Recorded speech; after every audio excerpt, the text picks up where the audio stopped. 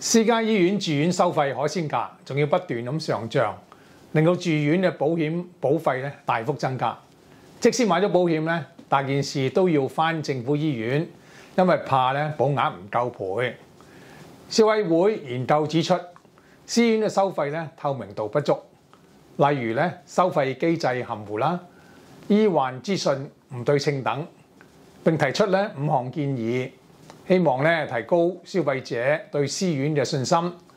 我係非常之支持嘅。有3點咧想同大家分享下。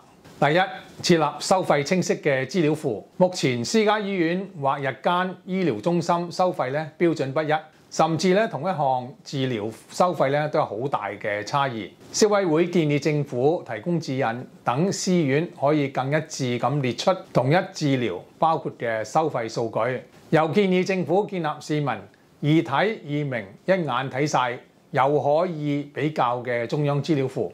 我好支持呢個建議。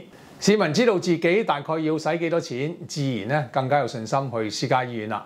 第二，推廣全包式嘅套餐收費，並要求咧係私院喺手術前咧提供清晰同埋書面嘅服務預算。套餐收費咧應該提供正常手術費嘅開支預算，甚至咧包括不能預計嘅情況。可惜目前使用套餐式收費嘅醫療機構不太多。亦都唔係包晒所有手術，或者出現咧套餐唔等於全包價嘅落差。我認為政府咧可以鼓勵或者要求私院同日間醫療中心推出更多適合唔同病症嘅醫療套餐，並向病人提供詳盡嘅服務預算，同時為套餐設計提供指引，例如要列明咧有可能嘅額外收費等，市民更加易貨比三家。第三，改善投訴機制，加強教育消費者。私家醫院收費咧唔透明，令到市民咧擔心俾人劏，即使唔合理，亦都投訴無門。結果寧願去公立醫院排隊，都係因為唔想承擔不可預測嘅收費。可以考慮咧改善投訴機制，等市民咧面對醫療收費等爭議時咧，有簡單而清楚嘅投訴同埋處理機制，投訴能夠迅速得到處理同埋解決，保障市民咧係醫療嘅利益。